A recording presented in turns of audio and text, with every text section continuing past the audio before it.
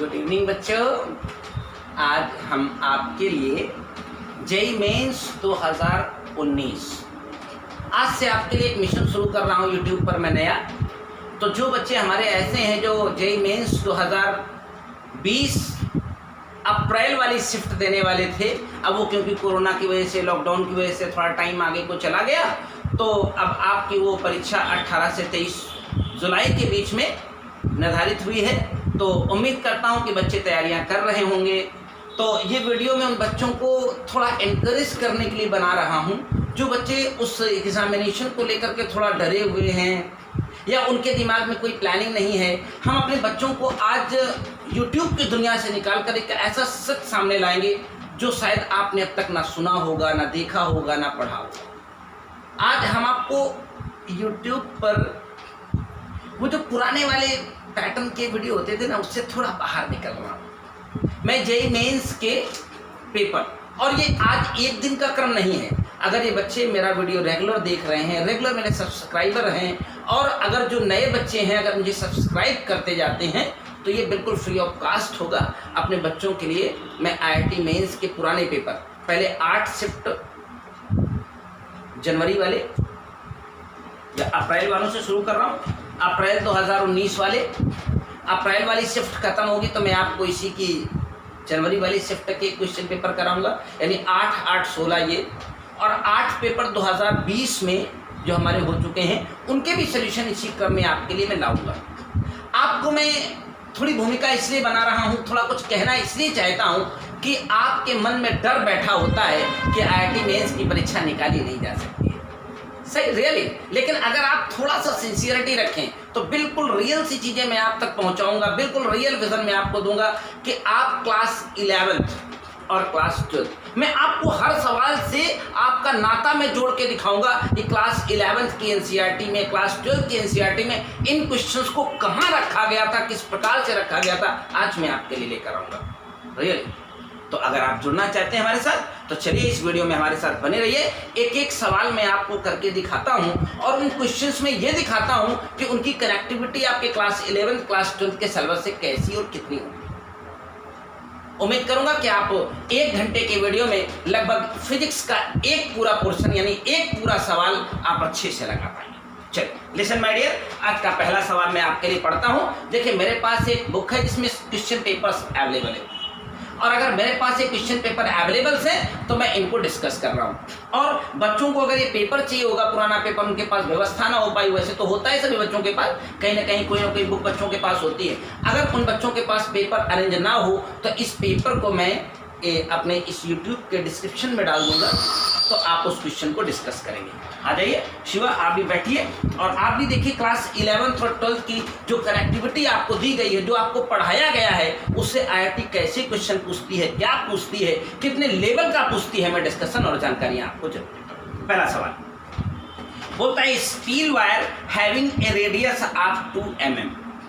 मैं आज का पहला क्वेश्चन आप बच्चों के लिए सॉल्व कर रहा हूँ। फर्स्ट वन प्रॉब्लम है इस पेपर की, शिफ्ट है जेईई मेंस 2019, 8 अप्रैल 2019 शिफ्ट 1 का पेपर है। A steel wire having a radius of 2 mm। बिल्कुल खूबसूरती से आपको एक कंसेप्ट पता चलेगा। हम आपको डिटेल में भी बताएंगे, शॉर्ट में भी बताएंगे। आपका एक सवाल जो आप घंटों लगा देते हो उसे 10 सेकंड में सॉल्व करके भी दिखाएंगे। Listen my dear, a steel wire which have a radius r equal to 2 mm। आप सब बच्चे जो आईआईटी एस्पिरेंट हैं उन्हें कहानी तो नहीं बतानी पड़ेगी, मिलीमीटर को मीटर में बदलते हैं। इस मास को इस वायर के ऊपर लटका दिया गया है जो कि 4 किलोग्राम है, क्वेश्चन में मेंशन किया गया। जी की वैल्यू कमाल का एक स्टेटमेंट दिया गया है। मैं अगर आपको बताऊं तो आपकी बोर्ड की किताब में, एसएल अरोड़ा में, प्रदीप में, एनसीईआरटी में लिखे हुए सवाल थोड़े कठिन होते हैं, लेकिन जब मेंस में वही सवाल आता है तो कैलकुलेशन के पॉइंट ऑफ व्यू से बिल्कुल नहीं होता है। एकदम सीधा सिंपल सरल सवाल आप तक पहुंचाया जाता है। लिसन माय डियर, जी की वैल्यू 3.1 पाई बताई गई है। कमाल सी बात है, अगर आप 3.1 को पाई यानी 3.14 से मल्टीप्लाई कर दोगे तो वो 9.81 के करीब आएगा। आगे, what with the tensile stress. अब सोच लीजिए कि आईआईटी मेंस ने उठा करके लास्ट ईयर में आपसे स्ट्रेस पूछा है। जिन बच्चों ने क्लास 11th की इलास्टिसिटी पढ़ी होगी, स्ट्रेस इक्वल टू सिंपल सा एक formula force upon area, force upon area. अब फोर्स यहाँ mg के रूप में है, तो m मेरे पास 4 किलोग्राम है, g की वैल्यू बताई गई है 3.1 पाई, a for area pi r square, pi r का स्क्वायर करेंगे 4 हो जाएगा, 10 की पावर -3 का -6 हो जाएगा। अब आप कमाल की इस चीज को देख पा रहे होंगे, शायद आपका आंसर आपकी आंखों के सामने है। ये जेईई मेंस 2019 का एक सवाल था जो मैंने आपके सामने रख दिया। आपका सवाल यहाँ पॉजिटिव साइन होगा, 3.1 × 10⁶ न्यूटन पर मीटर स्क्वायर। एक आंसर मौजूद होगा, सी इज द करेक्ट ऑप्शन। तो अगर आपने पढ़ रखा है तो बस एक सवाल को लगाने के लिए हम आपको ऐसा नहीं कि तुक्के से या एक ही सवाल ऐसा था, मैं आपको बताऊं आईआईटी मेंस के एग्जामिनेशन में फिर से कहता हूं, जो लोग आलोचना करते हैं वो करें। अगर आप अच्छे स्टूडेंट हैं तो आपको 75 में 75 सवाल नहीं करने हैं, नहीं तो आप बहुत खराब भी हो जाएंगे। आप 75 करने जाएंगे तो आप कहीं के नहीं रहेंगे, लेकिन अगर आपने उसमें से 45 सवाल सही कर दिए, हालांकि रिजल्ट आने वालों के तो अब की बार फर्स्ट वाली शिफ्ट में 33 से 35 सवाल ही सही होने पर 90 क्रॉस कर 95 क्रॉस कर गए हैं, तो आप भी अपनी एक जगह बना लोगे। आप क्यों नौटंकी करवाते हो? पहला सवाल खत्म हो गया। एग्जाम्पल 2 रीड करता हूं मैं आपके लिए। हो सकता है ये वीडियो 1 घंटे प्लस की हो जाए, क्योंकि थोड़ी देर में आपको बीच बीच में चीजों को बताता रहूंगा। अगली वीडियो से मैं आपको कुछ एक्सप्लेनेशन नहीं दूंगा, सीधा सवाल लगाऊंगा, आप देखेंगे 1 घंटे के अंदर आपके 30 के 30 प्रश्न मैं सॉल्व कर दूंगा निश्चित तौर से। आइए, 10 की power 22 gas molecule, gas molecules बता रखे हैं बाबूजी 10 की power 22।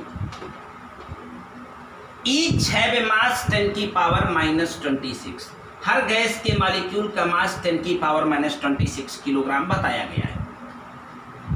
With a surface perpendicular to it. अगर आपने काइनेटिक थ्योरी ऑफ गैसेस पढ़ी हो क्लास 11th में, दोस्त डेरिवेशन से न्यूमेरिकल उठाया गया है। कंटेनर के अंदर गैस भरी होती है, गैस के पार्टिकल सामने वाली वॉल्स को मार मार के टक्कर लौटते रहते हैं परपेंडिकुलरली।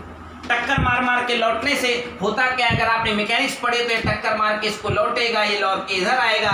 तो एक बार अगर आपने थोड़ी भी फिजिक्स पढ़ी हो तो चेंज इन मोमेंटम हमेशा टक्कर मार के लौटे में 2mv के बराबर होता है। That's all. अगर आपने पढ़ा है तो छोटी छोटी बातें हैं, मैं डिस्कस करता हूँ। हाँ, सामने वाली वॉल का एरिया बताया गया है 1 मीटर स्क्वायर, 1 मीटर स्क्वायर। और जो ये गैस पार्टिकल हैं, इनकी वेलोसिटी बताई गई है कि कितनी तेज जा करके सामने वाली वॉल को हिट कर रहे हैं। वॉल की हिटिंग वेलोसिटी 10 की पावर 4 मीटर पर सेकेंड है।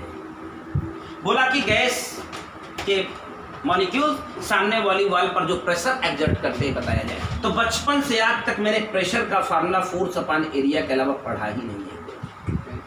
अब force, rate of change of momentum is called force.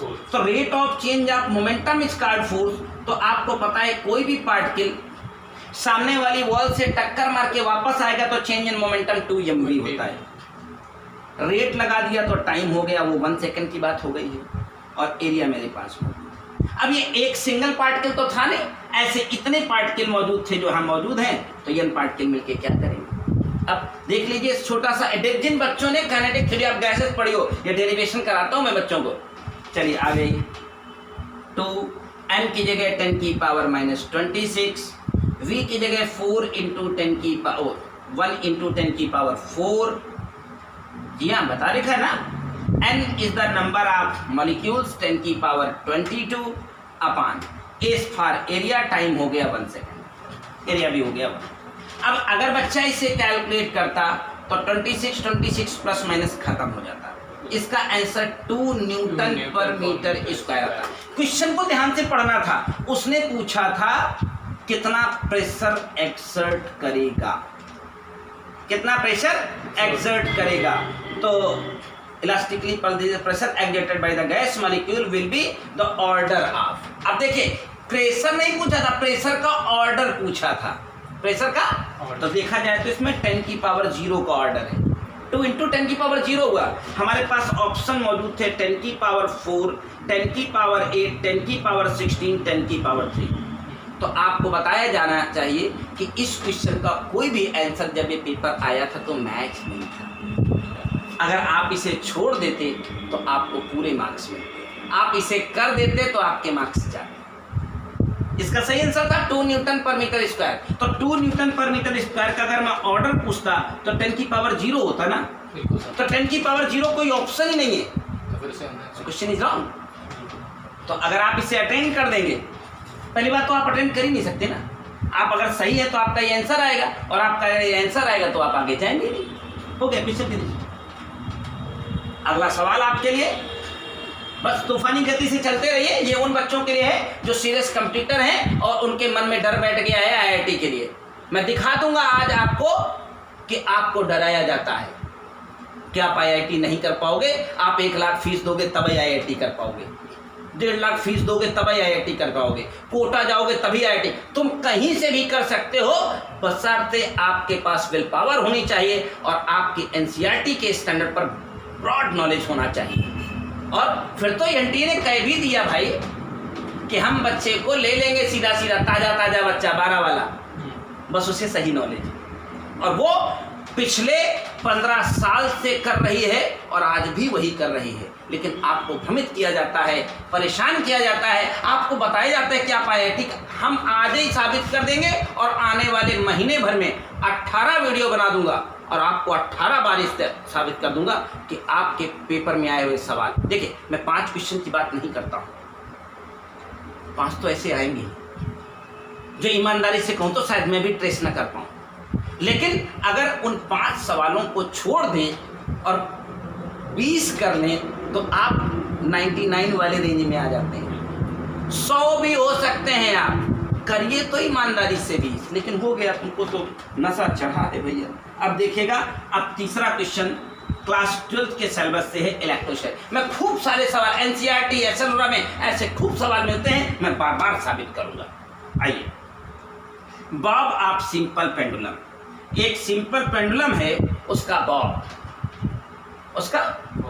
का कुछ मास होता है, उसका मास 2 ग्राम है। तो ग्राम की हमारी फिजिक्स कहती है इमीडिएट किलोग्राम बनाए जाने चाहिए।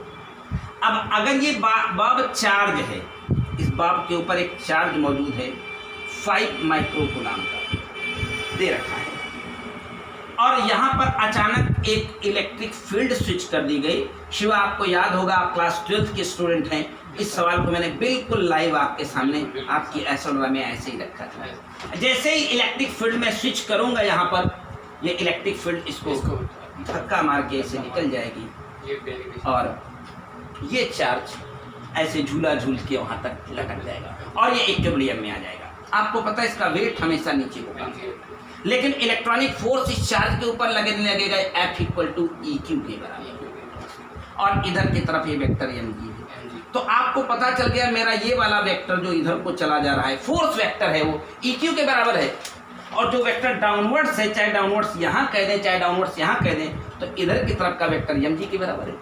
आपसे ये एंगल पूछा गया था दोस्तों, एज इट इज क्वेश्चन अपनी एसएलआर में मौजूद है, आप देखें तो सही। लेकिन अब बेवकूफ़ बनाने वालों को मैं क्या कहूँ, बेवकूफ़ बनने वालों को क्या कहूँ। tan थीटा बराबर perpendicular upon base, perpendicular upon base. तो परपेंडिकुलर यानी ये वाला वेक्टर है, वो वेक्टर किसके बराबर है, और डाउनवर्ड्स वेक्टर मेरा किसके बराबर है, mg के बराबर है। अब सिर्फ आपको डेटा भरना है, वो भी 10 सेकंड में, आपका ये सवाल उतनी ही देर में आ जाएगा। मैं तो क्योंकि पढ़ के बता रहा हूं तो टाइम ले रहा हूं, वरना आप अगर कंप्यूटर है तो ये क्वेश्चन विदिन 30 सेकंड बन जाएगा आपसे। बस ई की वैल्यू मेंशन की गई थी 2000, ई की वैल्यू 2000, क्यू की वैल्यू भी बाबू बताई गई थी 5 माइक्रोकूलम, एम की वैल्यू भी बताई गई थी 2 × 10⁻³ जी हाँ, और जी को कह रहे थे साहब 10 रख लेना। अब मैं कर भी क्या सकता था, यहाँ ये 3 पावर ऊपर गई तो 3 3 6 पावर प्लस माइनस खा गई, 2 को 2 खा गया, 5 को 10 खा गया। थीटा = tan इनवर्स 0.5 अगर कहीं लिखा था तो क्या गलत बात की गई थी? ये क्लास 12 के सिलेबस से क्वेश्चन नंबर 3 था। आपने देखा 10 से 15 मिनट के अंदर 3 सवाल लग गए हैं। इनकी स्पीड 10 कितनी देर का टाइम हो गया जरा बताना शिव। अभी तो 15 मिनट हुए। हाँ देखिए मैंने कहा 15 मिनट, अभी मैं इसकी स्पीड बढ़ा देता तो रियली 1 घंटे में एग्जैक्टली 25 क्वेश्चन सॉल्व हो जाएंगे, उसमें दो राय नहीं है। 2 से 3 मिनट से ज़्यादा, क्योंकि मुझे आपको एक्सप्लेन करना है इसलिए टाइम ले रहा हूँ। सिर्फ सॉल्व करना हो तो 25 मिनट। अगला सवाल, क्या सवाल है, मजा आ जाएगा।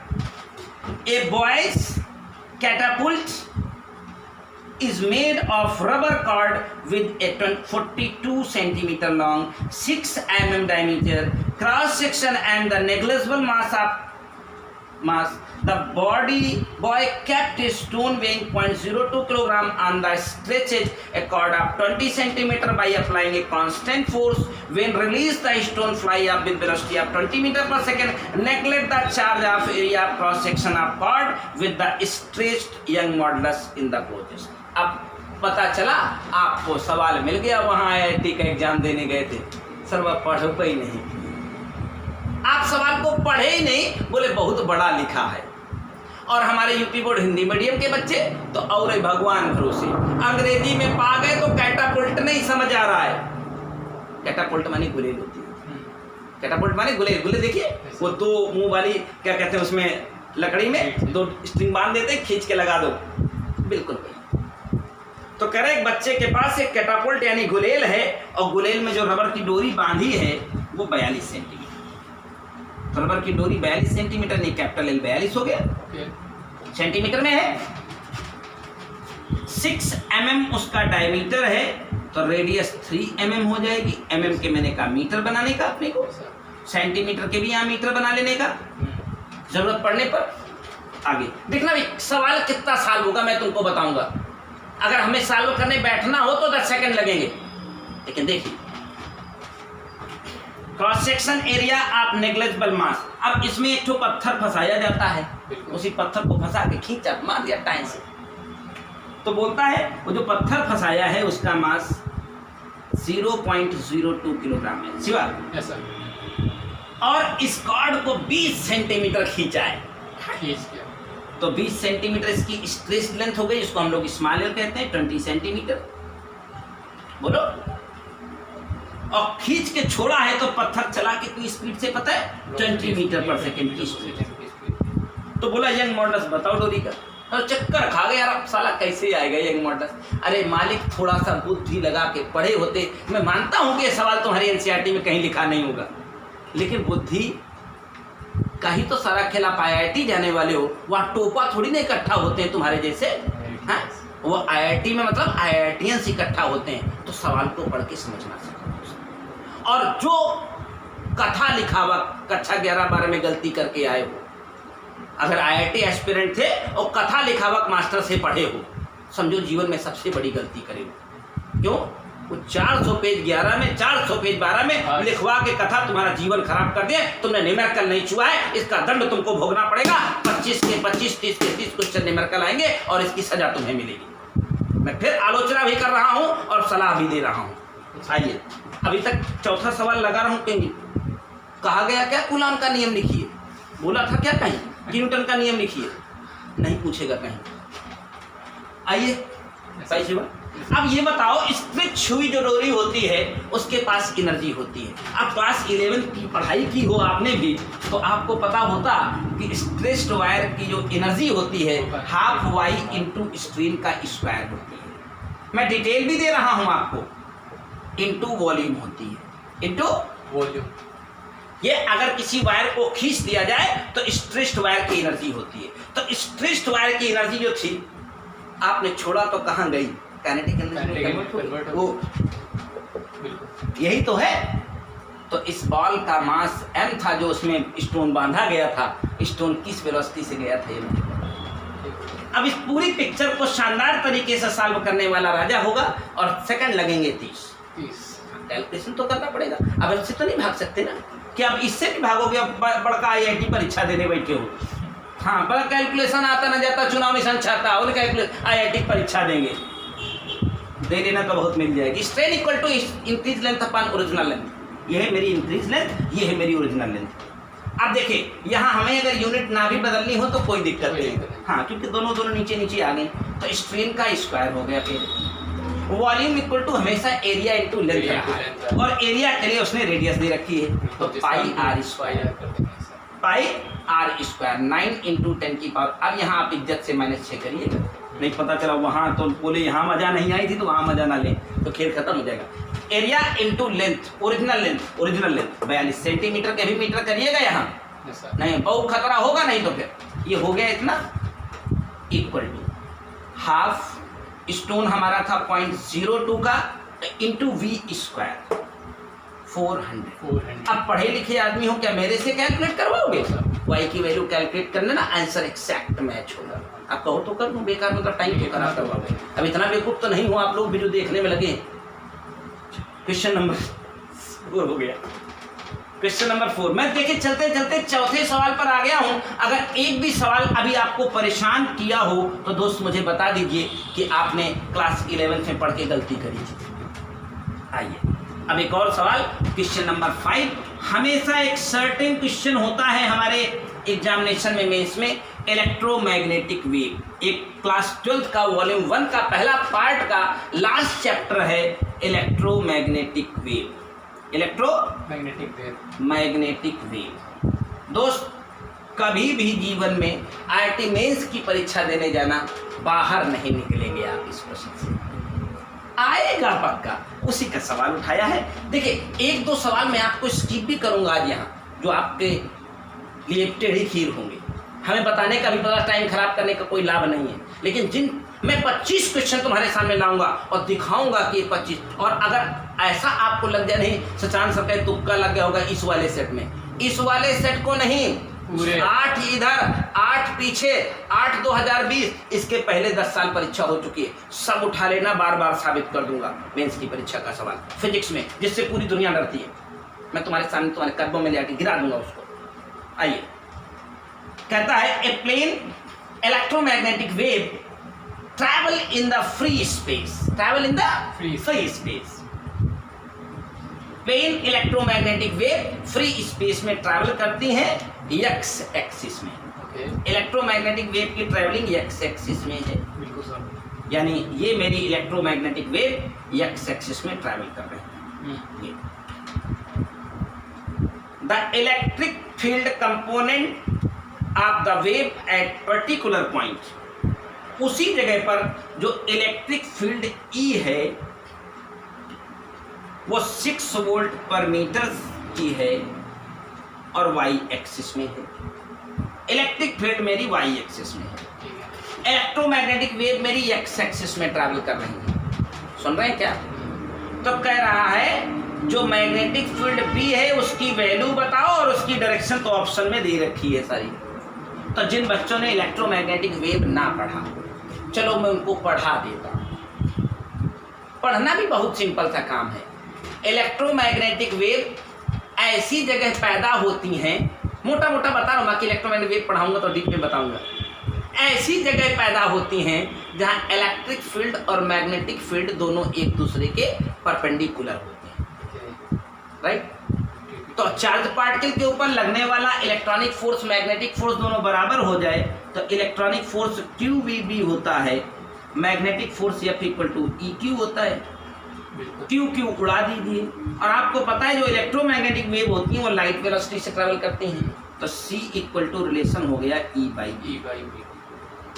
तो C is the light velocity so given here, E is the electric field so also given. हमसे बाबू B की वैल्यू पूछा था। अब अगर कैलकुलेशन कर लिए होते तो कब का ये आ गया होता। आंसर है 2 × 10⁻⁸ टेस्ला अलोंग Z, और वही एक सेम ऑप्शन अलोंग Y भी लिखा है। और हमने अभी अभी बताया कि इलेक्ट्रिक फील्ड और मैग्नेटिक फील्ड परपेंडिकुलर होने चाहिए और उन दोनों के परपेंडिकुलर डायरेक्शन में इलेक्ट्रोमैग्नेटिक वेव चलती है। तो आपको पता है जब इलेक्ट्रिक फील्ड जो होगी वो अगर Y में है तो अब मैग्नेटिक फील्ड Z में होनी चाहिए, नहीं होनी चाहिए, पक्का। क्योंकि आपने अगर वेक्टर पढ़ा हो तो J cross K he I होता है, J क्रॉस K यानी E क्रॉस B की डायरेक्शन से ही हमारा वेक्टर इलेक्ट्रोमैग्नेटिक वेव का वैल्यू तो पहले ही आ गया था, B का डायरेक्शन बाद में आ जाएगी। तो मेरी इलेक्ट्रोमैग्नेटिक वेव वो क्या कहते हैं मैग्नेटिक फील्ड z एक्सिस में होनी चाहिए और 2 × 10⁻⁻8 इसका मैग्नीट्यूड होना चाहिए। यानी क्वेश्चन नंबर 5 हमने आपको बता दिया है। क्वेश्चन नंबर 6 की ओर आएंगे हम। बहुत सारे मैंने एक्सपर्ट्स को देखा, बहुत अच्छे से टीचर्स को देखा, 1 घंटे के वीडियो में IIT के बच्चों को 4 सवाल बताए गए। मैं 1 घंटे के वीडियो में अगले में 25 के 25 लगाऊंगा। आज हमारा तुम्हारा इंट्रोडक्शन चल रहा है। हाँ, और सभी बच्चों से आग्रह करता हूँ जो बच्चे मेरे ये वीडियो वॉच कर रहे हैं, पूरा वॉच कर रहे हैं, सब्सक्राइब जरूर कर ले। आने वाले समय में दोस्त आपको फील हो जाएगा किसी ने आपको पढ़ाया था। तो ये तो फल्सिफिकेशन नहीं कर रहा हूँ, ओरिजिनल बात कर रहा हूँ। ओरिजिनल तुमको मैं कर दूंगा अगर तुम थोड़ी सिंसियरिटी रखते हो तो, पढ़ के आए हो तो। अब तुमको पता ही नहीं इलेक्ट्रोमैग्नेटिक वेव क्या होता है। दांत निपोरे 11, दांत निपोरे 12 तुम आप पूरा बिता दिए और कहते हो हम IIT परीक्षा देंगे। तो यार मत दो, फालतू अपना समय मत खराब करो। कोई ना पढ़ा पाएगा ना तुम पढ़ पाओगे, और पढ़ पाओगे तो पैसा दे दोगे, खेल खत्म हो जाएगा तुम्हारा। क्वेश्चन नंबर 6 देखिए, आया लेबल वाला सवाल। अब तक मैंने 5 बताए जो नन्हे मुन्ने वाला थे। फार्मने में बैठाओ, आंसर निकालो। अब सवाल बोला है ship A is selling towards north east. एक शिप मेरी A है north east, north south east west. तो इस बोट को हम पोजीशन A पर कर देते हैं। उसकी वेलोसिटी बताई गई है बाबूजी वेक्टर के फॉर्म में 30I + 50G। 30I + 50G where I point east, वो तो है ही अपने अब दिख रहा है, J north. Ship B at a distance of 80 kilometre east and 150 kilometre north. Ship B जो है A से 80 किलोमीटर ईस्ट और 150 किलोमीटर नॉर्थ में है। यानी जहाँ कहीं होगी वो शिप 80 किलोमीटर ईस्ट और 150 किलोमीटर नॉर्थ। यानी शिप B की ये लोकेशन है 80, 150। ये इसकी पोजीशन है 80 किलोमीटर ईस्ट में और 150 किलोमीटर नॉर्थ। लेकिन देख लेना क्लास 11 के स्टैंडर्ड से सवाल करेगा। ये जो शिप B है ये चलना शुरू कर देती है वेस्ट की तरफ 10 किलोमीटर पर आवर से। तो भैया इसका वेस्ट इधर है, वेस्ट की तरफ चलना शुरू कर देती है 10 किलोमीटर पर सेकेंड, किलोमीटर पर आवर की स्पीड से। आपको बताना है A will be the minimum distance from B। A की B से मिनिमम डिस्टेंस क्या होगी, कब होगी? क्या तो बात की, क्या तो पूछा नहीं, कब पूछा यानी टाइम पूछा। कह दो T टाइम बाद होगी। कितनी देर बाद होगी? T टाइम बाद। तो सुनो, ये जो A है उसमें 2 वेलोसिटी है, एक एक्स एक्सिस में है और एक वेलोसिटी इसकी वाई एक्सिस में। वाई एक्सिस में इसकी वेलोसिटी 50 किलोमीटर पर आवर है, एक्स एक्सिस में इसकी वेलोसिटी 30 किलोमीटर पर आवर है। पक्का है? तो कह दो T टाइम बाद दोनों एक दूसरे के नजदीक आ जाएंगे, राइट? हमें नहीं मालूम है। तो सुनो, T टाइम तक अगर इसको वेस्ट में चलना है शिवा, तो मुझे बताओ T टाइम में ये पीछे चला जाएगा ना अपनी पोजीशन से।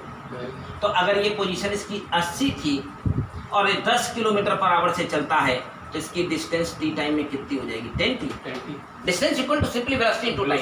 यानी इसका x कोऑर्डिनेट जो है वो जो पहले 80 था वो नई पोजीशन पर आके 80 - 10T हो जाएगा। बोलो।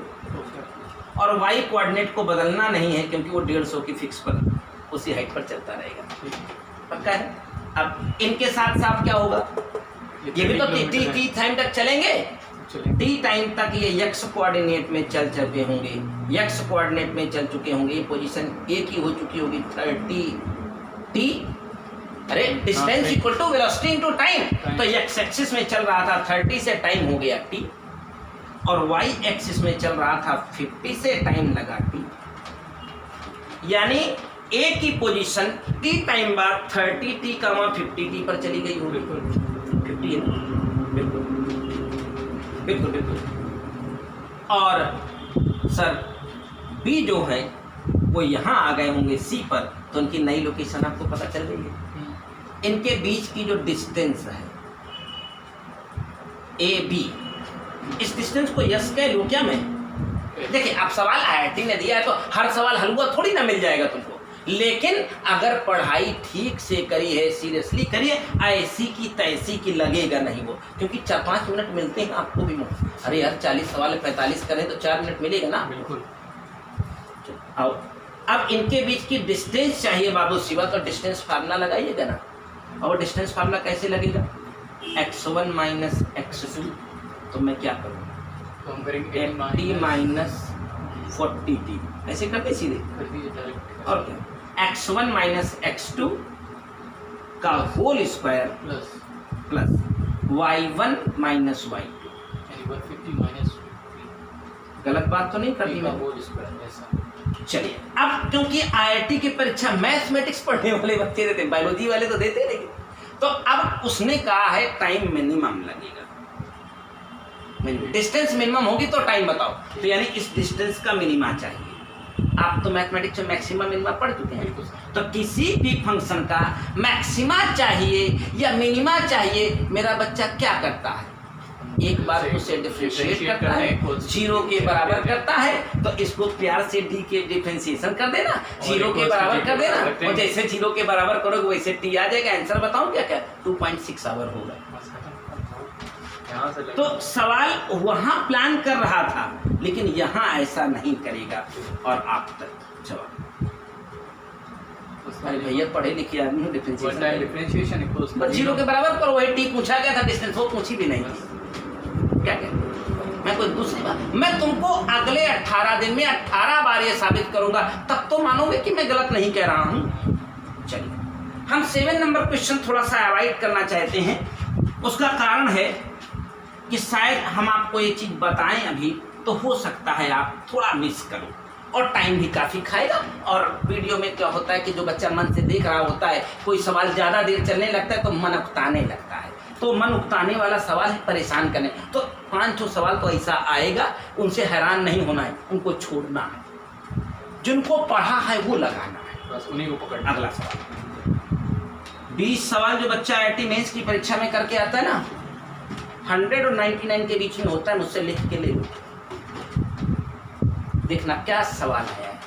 अब आप कहेंगे कि क्या मुझे वापस 11th पढ़ लेना चाहिए?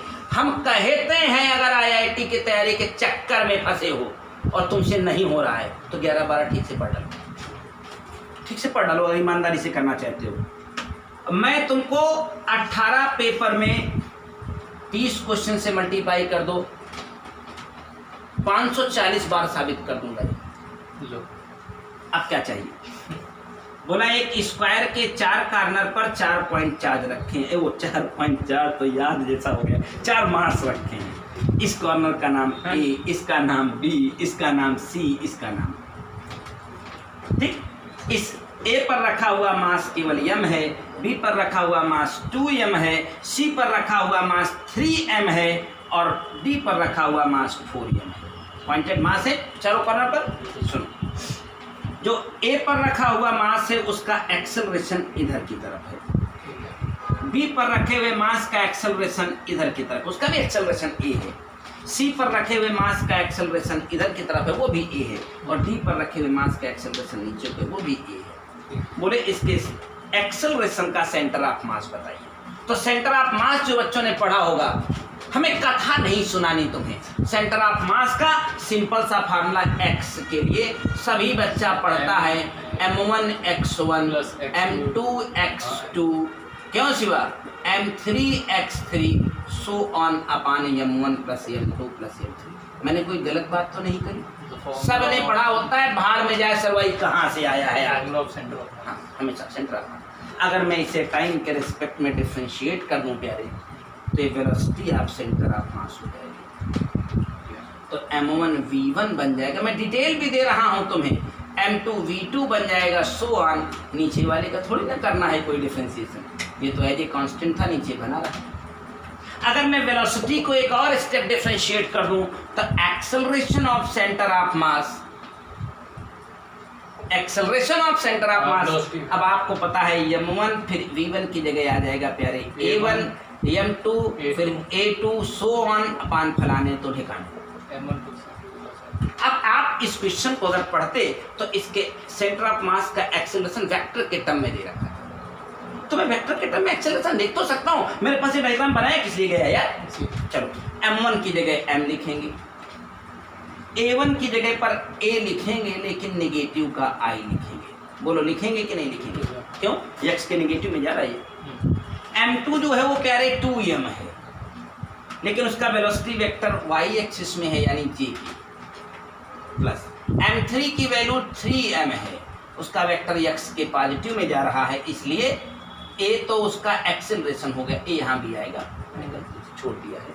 a उसका एक्सेलरेशन होगा लेकिन वेक्टर डायरेक्शन i प्लस होगा क्या? बोलो। ठीक है। अब 4m मास है चौथा वाला, 4m उसका वेक्टर डायरेक्शन j नेगेटिव होगा क्या? अरे m1 a1 a4 लिख देंगे कि नहीं लिखेंगे? माइनस का j लिखेगा बच्चा, लिखेगा क्या?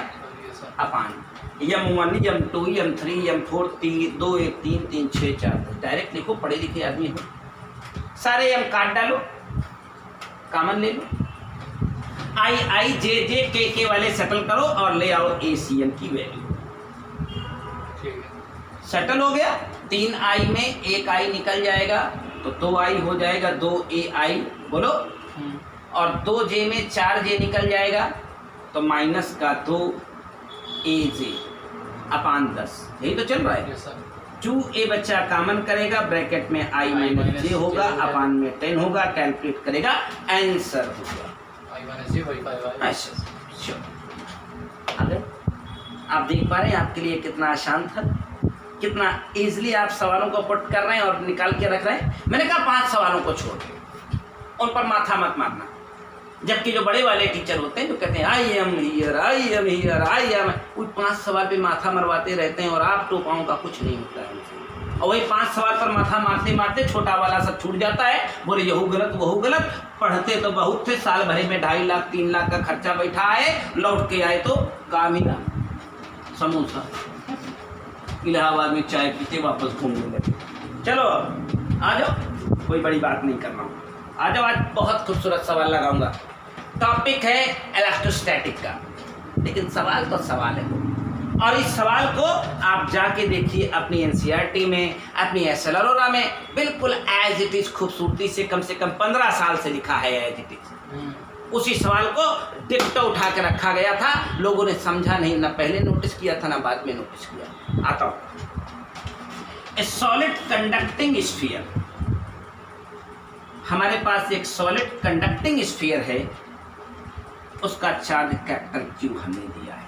उसको चार्ज जो दिया है वो क्या दिया है हमने? Capital Q। Having a charge capital Q इसके सरफेस पर होगा, is surrounded by अनचार्ज conducting hollow sphere. एक अनचार्ज कंडक्टिंग हॉलो स्फीयर से इसको ढक दिया गया है। तो जो अंदर वाला स्फीयर होगा उसकी रेडियस को कुछ a मान लेता हूँ, बाहर वाली रेडियस को कुछ b मान लेता हूँ। मैं इलेक्ट्रोस्टैटिक में बहुत अच्छे से इसको पढ़ाता हूँ क्योंकि हमारी एनसीईआरटी से बिल्कुल बेस कनेक्टेड है। हाँ, बड़ा लंबा तोप नहीं चलवानी है यार तुमको IIT की परीक्षा के लिए, नौटंकीबाजी में नहीं फंसना है, अच्छे शिक्षक से अच्छा पढ़ना है जो तुमको सिखा सके ये होता क्या है। बाकी तो तुम्हारी मर्जी, तुम तो भैया अपनी मर्जी की मालिक हो मालिक। कहाँ तक आ गए? 30-40 मिनट हो गए कि नहीं? 40 मिनट, बिल्कुल। A solid conducting sphere having a charge capital Q surrounded by uncharged conducting hollow sphere of spherical cell, let the potential difference of the surface on the solid sphere that the outer surface of the hollow cell is V. Let the potential difference between the surface of solid sphere and the outer. सुनो, solid sphere के इस point पर इसका नाम हम लोग A दे देते हैं और हॉलो स्फीयर का ये इंटरनल पॉइंट B है। इनका कहना है क्वेश्चन में कि VA माइनस VB जो है वो V के बराबर है। ठीक है। वो किसके बराबर है? V के बराबर है। बाद में कहते हैं अगर इस आउटर वाले स्फीयर को -4Q का चार्ज अलग से दे दिया जाए, -4Q का चार्ज अलग से दे दिया जाए, तो बताइए A और B के बीच में नया पोटेंशियल क्या होगा? तो पहले एक काम क्यों नहीं करते, इसका वो निकालें। पता लगा लेते हैं कि पहले VA माइनस VB यानी VA कितना था, VB कितना था। सही बात है ये। तो सुनो, आपको इंडक्शन के बारे में मैंने बताया था इलेक्ट्रोस्टैटिक पढ़ाते हुए कि अगर ये आउटर सरफेस पॉजिटिवली चार्ज है तो ड्यू टू इंडक्शन इसकी इनर सरफेस नेगेटिव चार्ज और इसकी outer surface again plus charge. पक्का? डेफिनेटली। आइए, हम अभी ये चार्ज दिए नहीं है, पहले शुरुआत वाला केस है कि अगर इसको मैंने प्लस दिया था तो इनर सरफेस नेगेटिव क्यों, आउटर सरफेस पॉजिटिव और बाहर वाली सरफेस की रेडियस भी। तो मैं V एट A चाहता हूँ, V एट। तो A पर जो पोटेंशियल होगा वो दो तरह से होगा। एक पोटेंशियल A की पोजीशन पर इसका अपना खुद का होगा, क्यों चार्ज की वजह से, और एक पोटेंशियल A पर ही खुद का होगा, किसकी वजह से आपको बात करनी है। एक और पोटेंशियल हमारे पास मौजूद होगा इसी कैपेसिटर के लिए, इसी सीन के लिए, इसी क्वेश्चन में, किसके और लिए। तो जरा V एट A पहले मैं तुम्हें बताता हूँ क्या होगा। V एट A कैलकुलेट करेंगे 1/4 पाई एप्सिलॉन 0 तो सब में रहेगा, उसे मैं बाहर निकाल के रख दूँ। ध्यान से इसे समझना। कैपिटल Q मैंने पढ़ाया है आपको, किसी स्फीयर के सेंटर से लेकर सरफेस तक कांस्टेंट होता है, पिक्चर में भी है, डेरिवेशन में भी है, Q/A।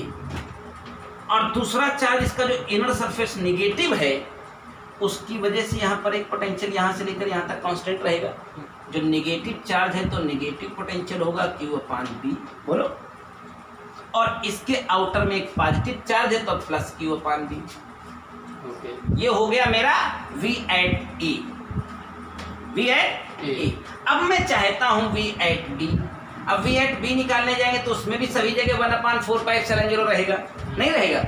आप सुनो, B पॉइंट पर पोटेंशियल हम निकालने जा रहे हैं, पता लगाना चाहते हैं यहाँ पर पोटेंशियल। तब B पॉइंट की यहाँ से लेकर यहाँ तक की सारी रेडियस B ही तो काउंट होगी, नहीं होगी?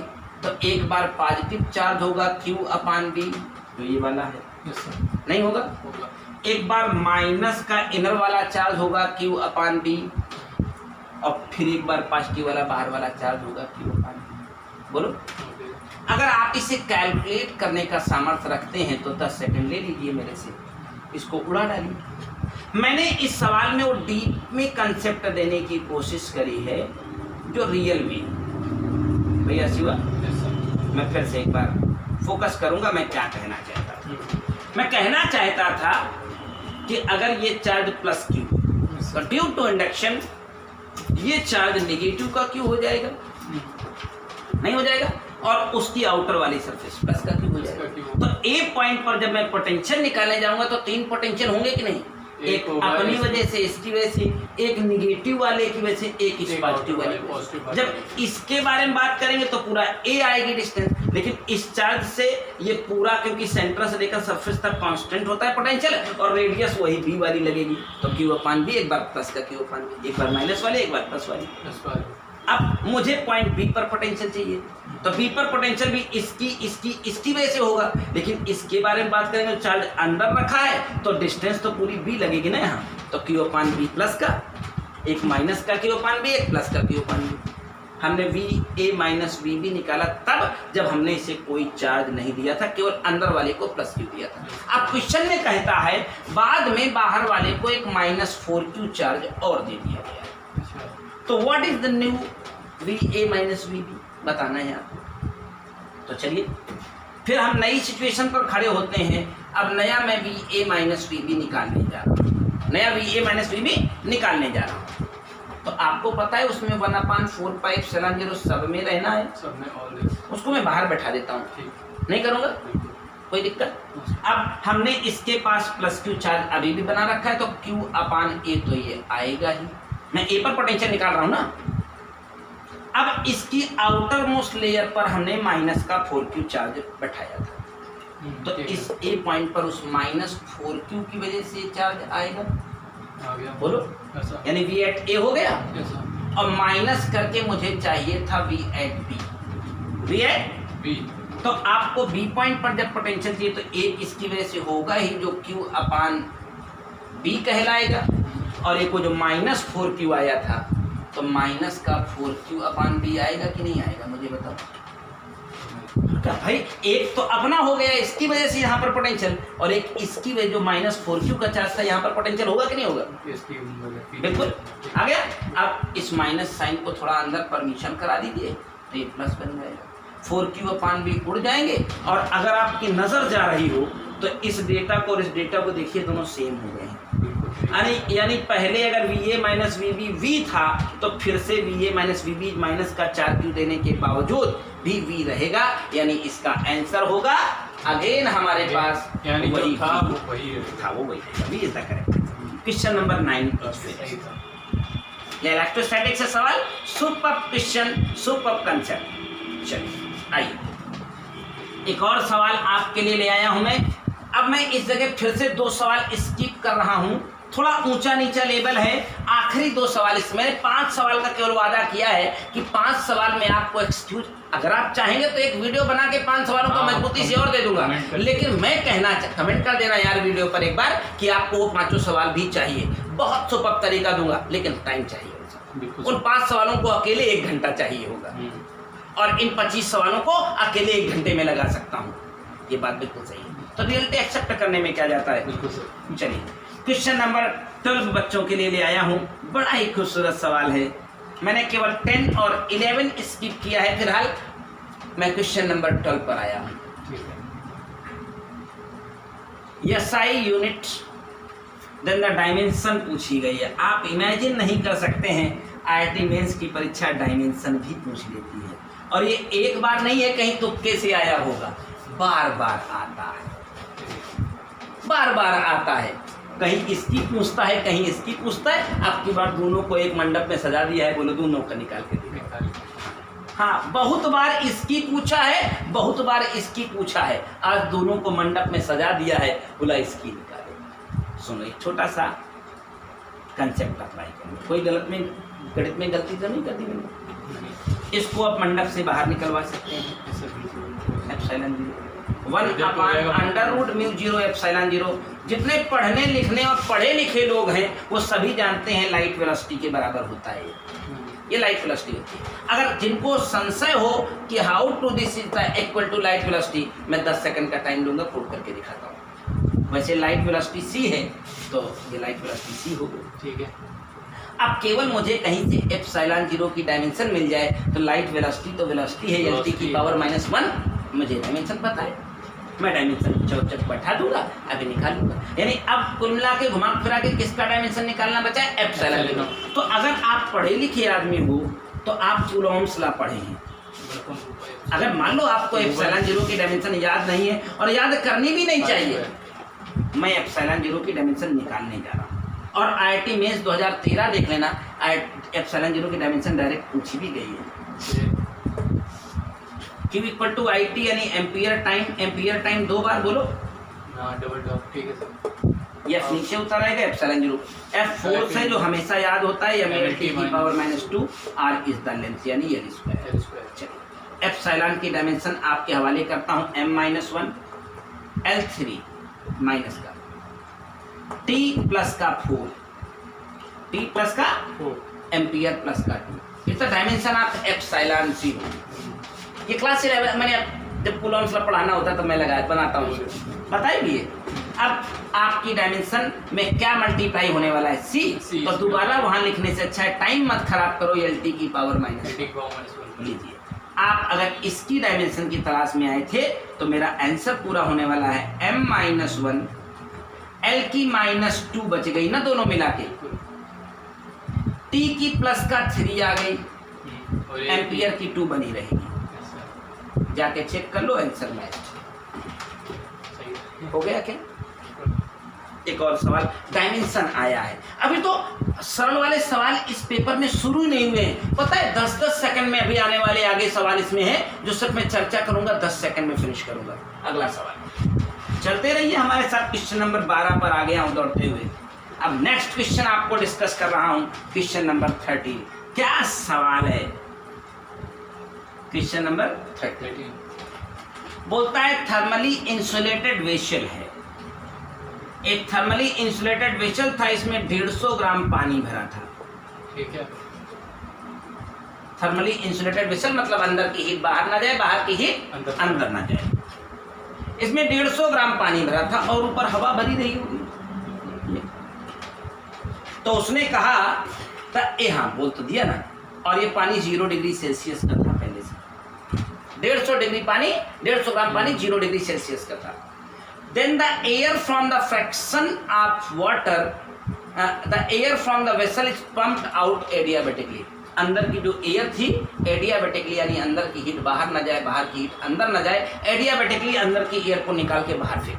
जैसे अंदर की एयर बाहर निकाली तो कुछ पानी बर्फ में बदल गया। ठीक है, a fraction of water turn into ice and the rest evaporate at 0 degree itself. बाकी बचा पानी 0 डिग्री पर इवेपोरेट हो गया। Mass of the evaporated water will be closest. कितना वाटर इवेपोरेट हो गया बताना है। और आपको latent heat of vaporisation of water की दे रखी है, latent heat of fusion of water दे रखी है, दोनों दे रखी है। तो सुनो, हमें पता नहीं कितना पानी इवेपोरेट हो गया, तो मैंने कह दिया x हो गया होगा, नहीं समझे? मैंने कह दिया x, तो एक हीट लेगा एक हीट देगा। तो जो पानी हीट बना होगा, वो सॉरी आइस बन गया होगा, उसने डीप फ्रीजर से हीट निकाल दी होगी, एडजस्ट कर दी होगी।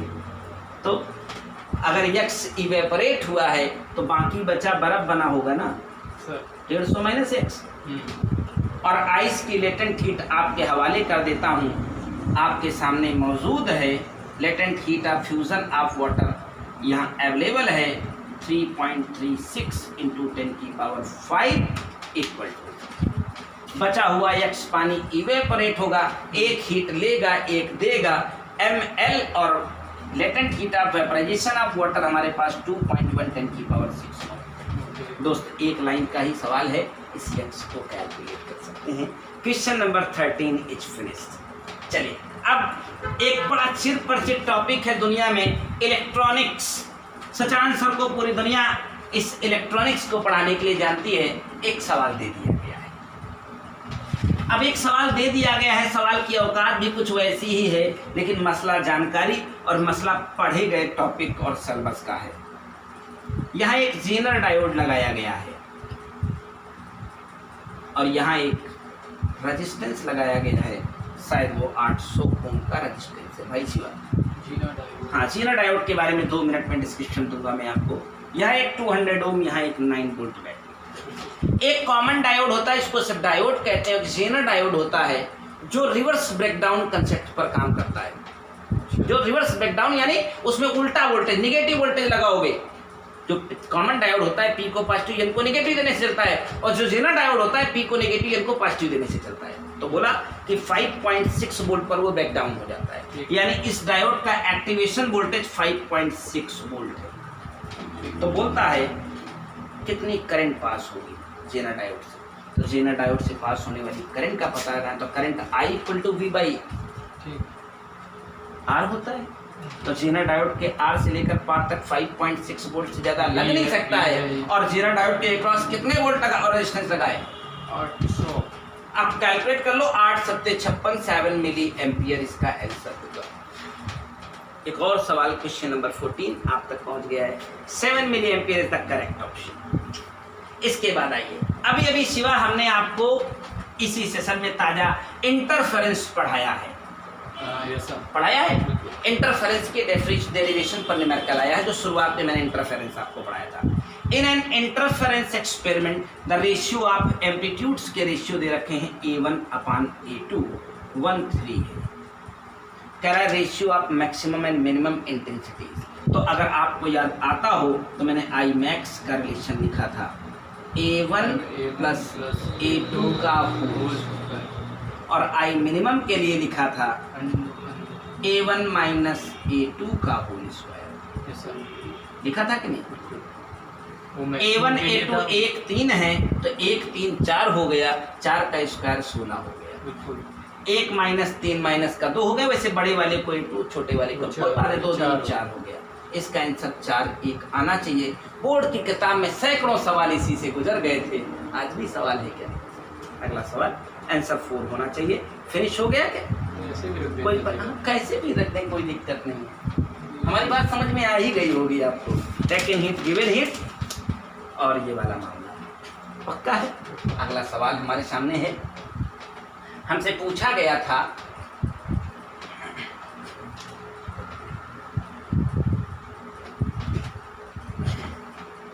दिया गया था the water from the pipe at a rate of 100 litre per minute. जो किसी पाइप से पानी आ रहा है 100 लीटर पर मिनट। velocity से।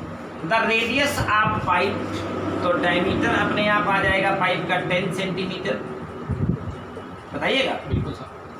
Reynold number for flow of order to density, water की डेंसिटी बताई गई है जिसको हम लोग रो कहते हैं 1000,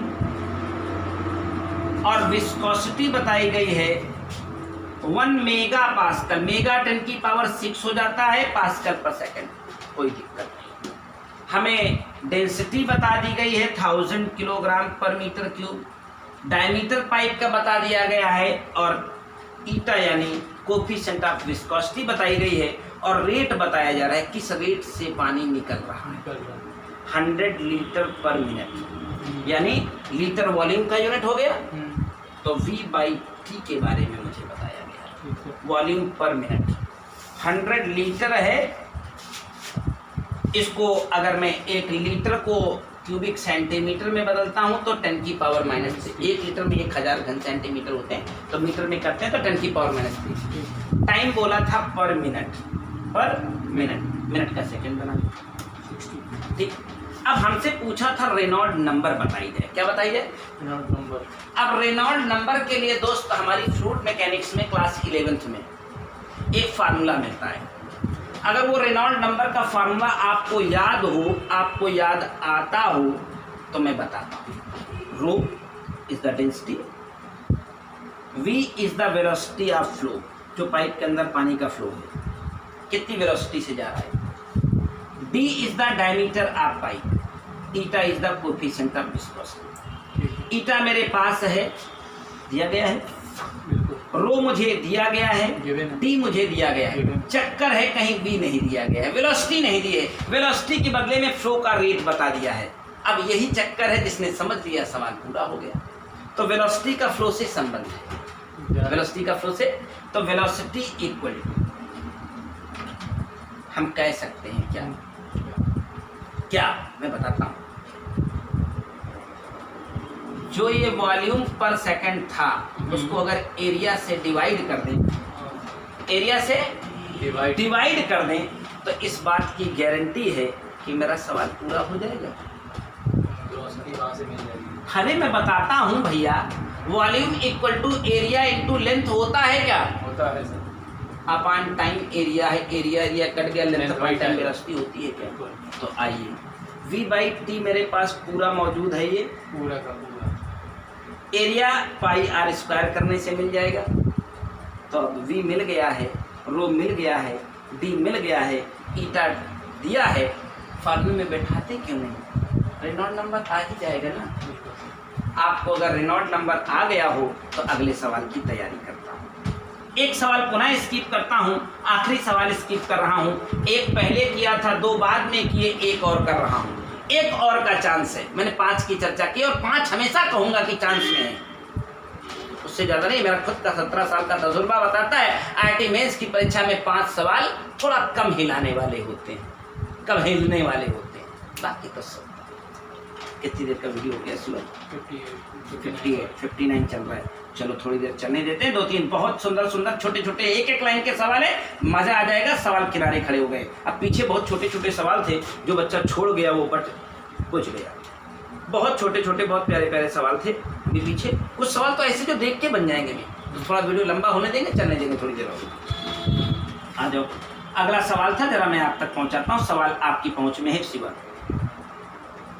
बोलता है क्वेश्चन नंबर 18 में, voltage rating of parallel plate capacitor. एक पैरेलल प्लेट कैपेसिटर 500 वोल्ट से ऑपरेट करता है। उसमें मैक्सिमम इलेक्ट्रिक फील्ड स्ट्रेंथ सहन करने की क्षमता 10 की पावर 6 वोल्ट पर मीटर है। कैपेसिटर का प्लेट एरिया 10 की पावर -4 है।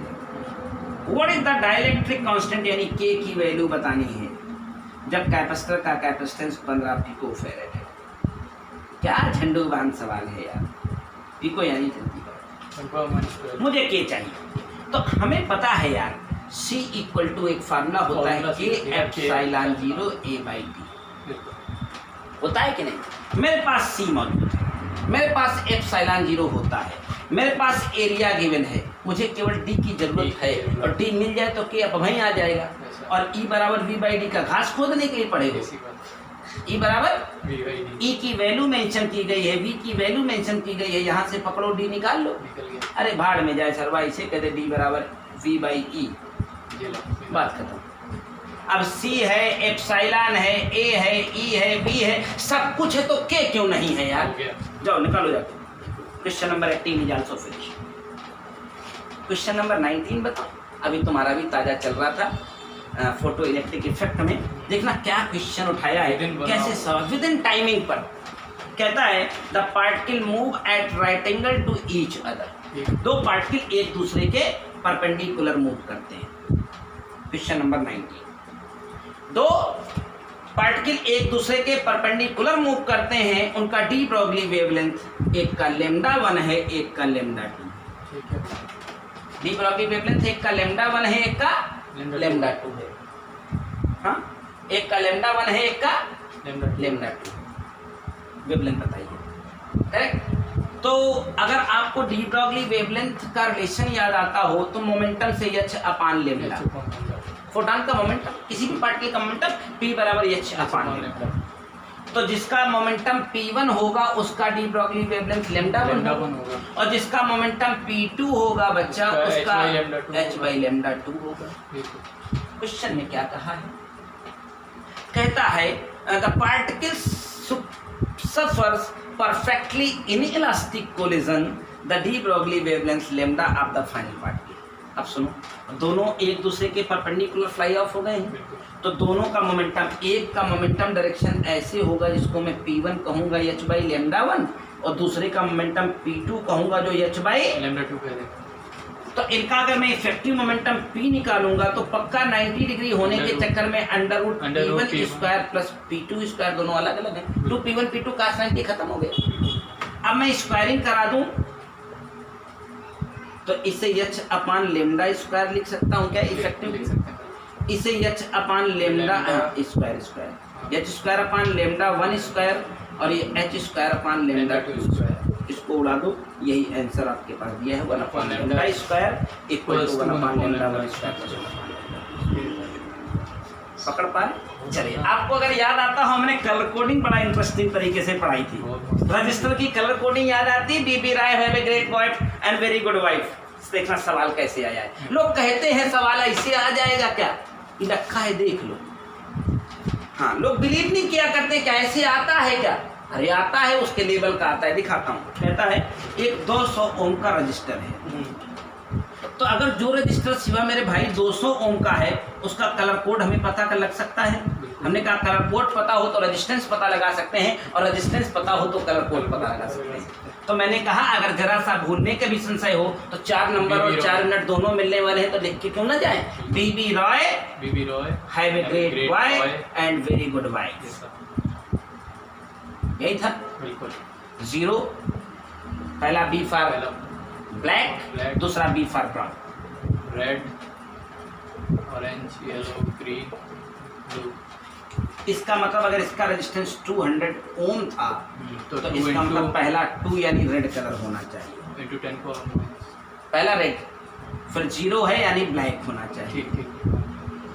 दूसरा यानी और 220 इंटू 10 की पावर 1 करेंगे तभी तो 200 बनेगा, यानी तीसरा ब्राउन होना चाहिए। डिटेल में पढ़ा रहा हूँ। पहला रेड, दूसरा ब्लैक, तीसरा ब्राउन होना चाहिए तभी 200 बनेगा। उनने कहा है अगर मैं रेड कलर को ग्रीन से रिप्लेस कर दूं तो नया रेजिस्टेंस कितने का होगा, तो इस रेड को मैं ग्रीन बना दूं, तो रेड को ग्रीन बना दूं तो ये 5 होगा, बाकी सब सेम रहेगा, यानी 500 आंसर है इसका। कोई सुनने वाला नहीं ना, अच्छी बात है। टोपापंथी पढ़ो, टोपापंथी पढ़ाओ, फार्जी का टाइम खराब करो, इधर उधर उलझे रहो, 2 लाइन में करने वाला सवाल 20 मिनट में करो तो आज मजा आ गया। एक मास्टर साहब हैं, एक सवाल 1 दिन का टारगेट करके आते हैं, बढ़िया से बताते हैं, बोले बहुत समझ में आता है। खाक छानोगे जब IIT की परीक्षा दोगे, बहुत क्वेश्चन करो इनफाइनाइट नंबर आप प्रैक्टिस में, तब आगे बढ़ोगे। अगला सवाल बाबूजी देखना, ये रिपीट क्वेश्चन है शिवा, कम से कम 10 बार तो मेरी आंखों के सामने से गुजर चुका है। ग्रेविटेशन का क्वेश्चन है। 4 आइडेंटिकल पार्टिकल, 4 आइडेंटिकल पार्टिकल आपकी कुमार मित्तल, आपकी एसएल अरोरा में 20 साल से क्वेश्चन लिखा हुआ है, एज इट इज आता है जब भी आता है। बोला एक ए साइड का स्क्वायर है, ए साइड का स्क्वायर, उसके 4 कॉर्नर पर 4 mass capital M capital M capital M बैठे हैं। पॉपुलर सवालों में गिना जाता है। तो बोला ये अगर चक्कर मार रहे हैं तो इसकी स्पीड क्या होगी। तो आपको पता है इस सर्कुलर ट्रैक में चक्कर मार रहे हैं तो इस सर्कुलर ट्रैक की रेडियस अगर ये ए है, ये ए है तो ये पूरा √2 ए होगी, और √2 ए का आधा a/√2 नहीं हो जाएगी। चलो किसी भी एक कॉर्नर पर खड़े हो जाए हम, तो ये वाला मास इसको अपनी तरफ खींचेगा ग्रेविटी के कारण, ये वाला मास इसको अपनी तरफ खींचेगा ग्रेविटी के कारण, और ये वाला मास इसको अपनी तरफ खींचेगा ग्रेविटी के कारण। तो किसी भी एक कॉर्नर पर खड़े हुए फोर्स रखे हुए 4 मास पर 3 फोर्स लग रहे हैं। आपको यही बात मैंने कूलॉम्स लॉ में भी समझाई, बस वो रिपल्सन की वजह से इस पर इसकी वजह से फोर्स लग रहे हैं। पहला वाला फोर्स का नाम F1 है। F = 1/4 capital G m²/a²। बोलो यहाँ पर भी फोर्स F2 लगेगा जो डेटा वाइज सेम होगा m²/a²। इस पर भी एक फोर्स लगेगा जिसको हम कहेंगे F3, वो कैपिटल G m²/2a²। हमने कहा दो इक्वल फोर्स हो 90 डिग्री पर हो, रिजल्टेंट निकालने के लिए √2 टाइम कर देते हैं, तो उन दोनों का रिजल्टेंट √2 टाइम हो जाएगा। बराबर ट्रेनिंग करा रहा हूँ आपको, हो जाएगा। अब इन दोनों के साथ तीसरा जो है उसी के डायरेक्शन में चला जाएगा, तो वो तीसरा वाला इसी में ऐड हो जाता है। ये बात मैंने वहां भी बताई थी, आज यहाँ भी बता रहा हूँ। ये नेट फोर्स हो गया। किसी भी एक कॉर्नर पर रखे हुए मास पर, चाहे इसकी किसी की बात करें, नेट फोर्स यही लगेगा। और तुमको पता है जब कोई बॉडी सर्कुलर मोशन करती है तो नेट फोर्स mv²/r के बराबर है। mv²/r मालिक रेडियस हम पहले से तैयार करके रखे हैं। अब आपसे केवल v के बारे में पूछा गया था। जैसे आप इसका कैलकुलेशन करेंगे प्यारे, कुछ सेकंड में आपका v आपके हवाले होगा और आंसर आपके पास होगा। करेंगे तो ना, कुछ नई बात पढ़ा गया। अब देखिए, अभी हमने 10 दिन पहले गीगा फाइबर लगवाया, तो फाइबर ऑप्टिकल फाइबर की चर्चा होती है। सवाल IIT मेंस 2019 में अप्रैल सेप्टेम्बर में आया। सवाल पढ़ता हूँ। The wavelength of the carrier waves in the modern optical fibre communication. Optical fibre communication में वेवलेंथ की सेट रेंज पूछी गई कितनी होती है। तो मैं आपको टिपिकली बताना चाहता हूँ 1310 नैनोमीटर से लेकर 1500 नैनोमीटर के बीच में वेवलेंथ रखी जाती है जो ऑप्टिकल फाइबर से पास होती है। ऑप्टिकल फाइबर से पास होने वाली वेवलेंथ रेंज जो होती है 1310 नैनोमीटर से 1500 नैनोमीटर के बीच होती है। एक डेटा मैच करना था 1500 नैनोमीटर से। Only information, not a question, only and only information. हाँ भैया, कहीं अगर भूल गए हो तो बता देना, कहीं कूलॉम लॉ पूछा हो तो। उतनी देर से कथा ही सुना रहा हूँ मालिक। एक रे ऑप्टिक्स का सवाल है अभी हमारे पास, जो एक लाइन में लग जाएगा। अभी शिवा हम लोग जस्ट इलेक्ट्रोमैग्नेटिक इंडक्शन पढ़ रहे हैं ना, इंडक्शन पढ़ रहे हैं। एक साइड में इलेक्ट्रोमैग्नेटिक इंडक्शन पढ़ रहे हैं। बेटा देखना क्या सवाल आया है। कहता है एक सर्कुलर कॉइल है, उसमें n नंबर ऑफ टर्न है, I उसमें करंट दौड़ रही है, मैग्नेटिक फील्ड B में रखी है। बताओ कितना टॉर्क पैदा होगा। तो टाउ = NI बताया था क्या? हैं बताया था ना। तो n की जगह n लिखा है, I की जगह I लिखा है, A की जगह πr² कराएगा। रेडियस बताइए, πr²। B की जगह B, यही इसका आंसर दिया है, B πr²IN। ये क्वेश्चन दिया है, मैं क्या कहूँ। 24 नंबर। लोगों ने सोचा यार पता नहीं कुछ होगा इसलिए चल रहा 0 लगा दे। किसका सही आंसर समझे क्या? अभी इसके अंदर 4-5 सवाल मेरे पास है, वीडियो थोड़ा लंबा हो रहा है, मैं तुम्हारे साथ टाइम बहुत स्पेंड किया है, टाइम काफ़ी खराब किया है, वरना 1 घंटे में 25 सवाल डेफिनेटली अगर मैं सब निमट कर लगाऊंगा तो लग जाएगा। एक चलते चलते सवाल रे ऑप्टिक्स का बताना चाहता हूँ। हाँ, सब जगह से, क्योंकि IIT मेन से 1 घंटा पार हो गया ना। 1 घंटा 10 मिनट। 1 घंटे 10 मिनट बिल्कुल सही है, जब इतने में इतने लगा दिए बात करें। अगला सवाल बोलता है एक कॉन्वेक्स लेंस है जिसकी फोकल लेंथ 20 थी। फोकल लेंथ 20 है। 20। तो अगर फोकल लेंथ की 20 होगी तो राइट साइड होगी, बिल्कुल इसका सेंटर ऑफ कर्वेचर और आगे होगा 40 पर, बिल्कुल 40 पर। आर इक्वल्स टू 80 होना चाहिए। एक ऑब्जेक्ट है जो इसके सामने 40 के डिस्टेंस पर खड़ी है, मतलब सेंटर ऑफ कर्वेचर पर खड़ी है। मैंने तो 1 करोड़ बार बताया रे ऑप्टिक्स पढ़ाते हुए, जब ऑब्जेक्ट सेंटर ऑफ कर्वेचर पर होती है तो उसकी इमेज दूसरी तरफ सेंटर ऑफ कर्वेचर पर जाके बनती है, यानी और उतनी ही साइज की बनती है जितनी इधर इधर 40 था तो उधर 40 पर जाके बन जाएगी, इसकी गारंटी है। क्योंकि इसकी फोकल लेंथ 20 है तो C यानी 40 होना चाहिए। बोलो। बोला एक कॉन्वर्जेंट मिरर यानी कॉन्वेक्स मिरर, कॉनकेव मिरर, जिसकी फोकल लेंथ 10 सेंटीमीटर और इस लेंस से 60 सेंटीमीटर डिस्टेंस पर रखा। ठीक है। कन्वर्जेंट मिरर हमारा कॉन्वेक्स मिरर होगा, कॉनकेव मिरर, कौन के वो और कॉनकेव मिरर की फोकल लेंथ 10 थी और ये दूरी 60 थी, ये दूरी 40 है, तो इसका मतलब ये दूरी 20 होगी 20 होगी और इसकी फोकस दूरी 10 होगी, तो ये डिस्टेंस 10 होनी चाहिए। बोलो। तो इसका मतलब ये भी 10 होनी चाहिए, तो इसका मतलब इस मिरर का ये सेंटर ऑफ कर्वेचर होना चाहिए। और हमने तो बताया था अगर कॉन्वेक्स लेंस के सेंटर ऑफ कर्वेचर पर ऑब्जेक्ट रखी है तो उसकी इमेज दूसरी तरफ सेंटर ऑफ कर्वेचर पर बनेगी, और कॉनकेव मिरर के सेंटर ऑफ कर्वेचर पर ऑब्जेक्ट रखी है तो उसकी इमेज उसी तरफ उतनी ही बड़ी। अगर इमेज ऑब्जेक्ट इधर है तो इमेज ऊपर बनेगी और इमेज ऑब्जेक्ट ऊपर है तो इमेज नीचे बनेगी। बात तो खत्म है ना वहीं के वहीं। यानी जितनी बड़ी मेरी ऑब्जेक्ट थी ठीक उतनी ही बड़ी इमेज, ठीक उतनी ही बड़ी image 20 centimetre from the convergent mirror same size of object. Convergent mirror से 20 सेंटीमीटर दूर ऑब्जेक्ट के बराबर लंबी इमेज बनेगी। सवाल में मैंने कुछ लगाया ही नहीं, ये सवाल भी खत्म हो गया। कुछ कहना है क्या? अगर आप पूरे आनंद से पूरे इंटरेस्ट से पढ़ रहे हैं तो 2-1 सवाल हमारे पास और भी बचे हुए हैं, उसी क्रम में मैं इनको समाप्त कर सकता था, लग सकता था, लेकिन क्योंकि अब वीडियो थोड़ी लंबी हो गई है, हमारी आपकी बातचीत भी बहुत हो गई है, तो आज आपको हमारी बात समझ में आई होगी। आने वाले समय में लगातार आपको IIT के पेपर्स कंप्लीट सॉल्यूशन देता रहूंगा। पूरा वीडियो देखने के लिए बहुत बहुत धन्यवाद। ना देखा हो तो कोई बात नहीं, हमारी आपकी कोई बातचीत सुनी नहीं जाएगी। और आपको अगर ये पेपर चाहिए तो इसी वीडियो के डिस्क्रिप्शन में इस पेपर को मैं लोड कर दूंगा, आप इसे देख सकते हैं। Thank you. ओके, धन्यवाद।